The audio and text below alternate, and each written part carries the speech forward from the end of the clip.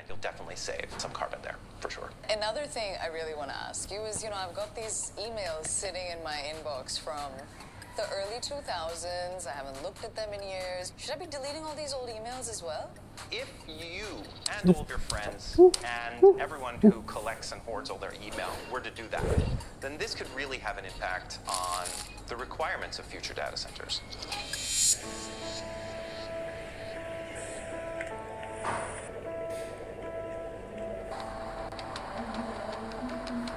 This entire journey, discovering how the internet creates a carbon footprint, has been a revelation.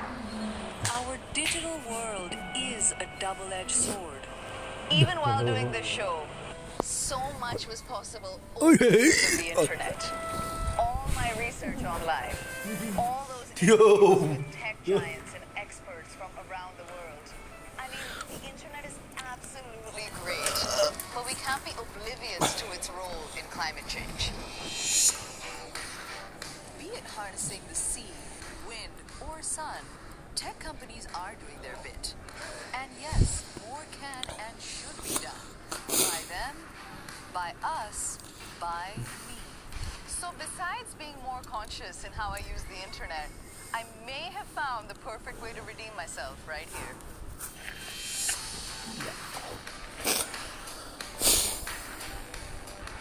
I decided to pitch in with an initiative by Singapore's National Parks Board, which aims to plant 1 million trees by 2030. This is hard work. But I'm trying to tell myself here, think of the planet, Prerna. Think of the carbon footprint you've created while filming this documentary. And think of all the CO2 when people stream this documentary. And it keeps me going.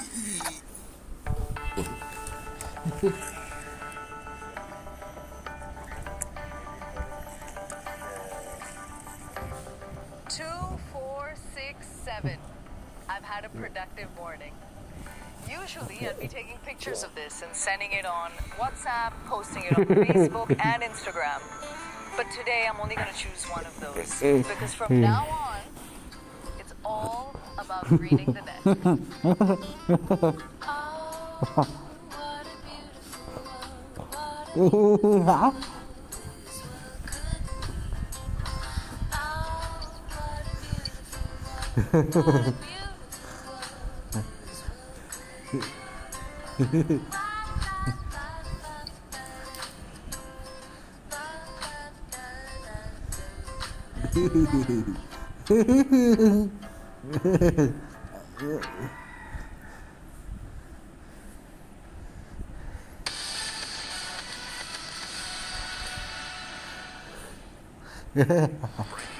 Chanting for Prime Minister Prayut Chan-o-cha to step down. We will see sporadic protests flare up from time to time again. In other words, 37 ASEAN Summit. analysis and perspectives. We will really be seeing vaccines soon. Imports, which were expected to grow slightly, contracted 2.1%. News that matters. Asia Now, daily. On CNA.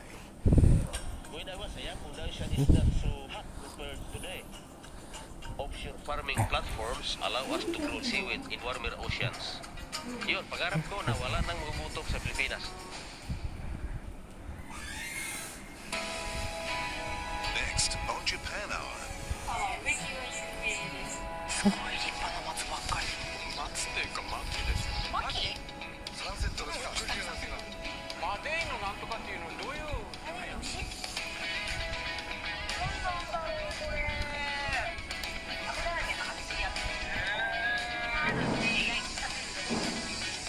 Japan Hour, Saturday on CNA. Japan Hour is brought to you by Sumitomo Corporation.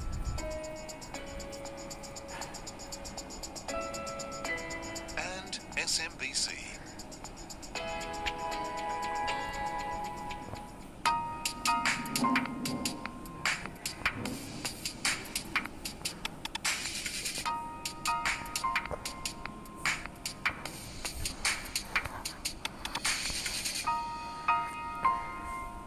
CNA Leadership Summit. planet.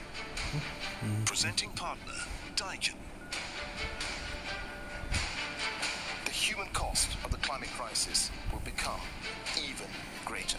A timely conversation on one of the biggest challenges facing the world today. Climate change will affect every single person. A leadership summit is imperative. In order to bring various leaders together, start thinking about sustainability. Observing stringent safety measures, business leaders and decision makers gathered physically and virtually to discuss collective actions for a green recovery. The message delivered was one of hope, that there are many solutions out there for climate change. A big thank you to all the panelists and participants at this year's CNA Leadership Summit. Organised by MediaCorp. Official car partner, BMW. Official partner, RBC, Royal Bank of Canada.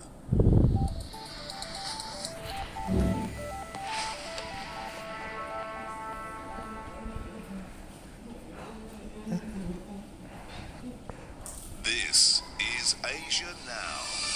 Hello there, it's 2 p.m. in Singapore and Hong Kong, 11:30 in New Delhi and 1 o'clock in Jakarta. I'm Oteli Edwards.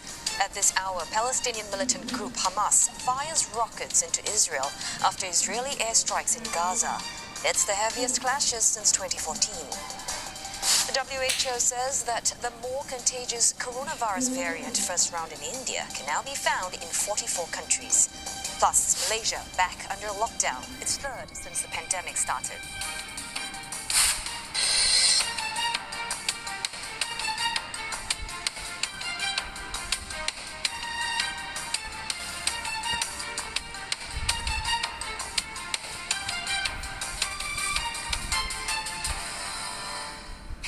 A dramatic escalation in some of the heaviest fighting between Israel and the Palestinians since 2014. Israel says its warplanes have hit the homes of high-ranking members of Hamas in Gaza. Israel says the strike follows the firing of at least 200 rockets towards Israel, with about half aimed at Tel Aviv, in retaliation for Israeli airstrikes. At least 35 Palestinians and 5 Israelis have been killed.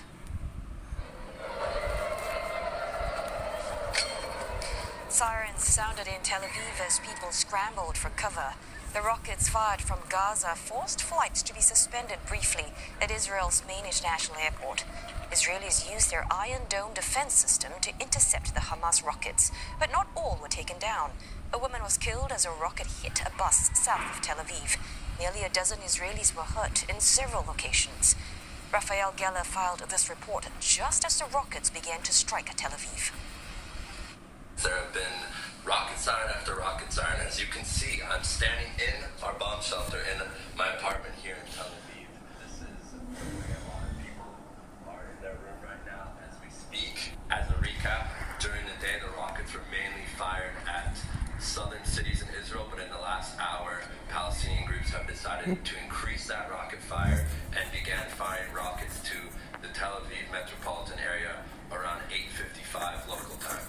4 to 5 million Israelis live in the Tel Aviv metropolitan area. This is considered the economic heart of Israel.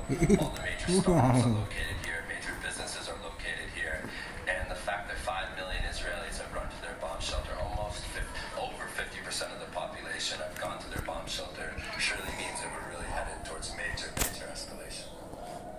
I mean, it's after the latest rocket attack. Military analysts have suggested this could be one of the largest missile attacks on Tel Aviv, at least in the last 30 years.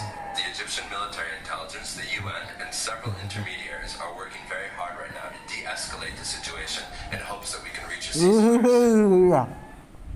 Rami El-Magari is in Gaza City, where airstrikes have left widespread damage. He described what's been happening through the night. We've just heard a bombing nearby, and the Israeli bombings are very heavy for the population of Gaza and are unbearable because Gaza is a very densely populated area where there are no underground tunnels for people to take shelter. More than 30 Palestinians and many children of them have been, including these children, have been killed, and more than 200 have been injured so far. A third of those injuries are critical conditions, according to health officials in the territory.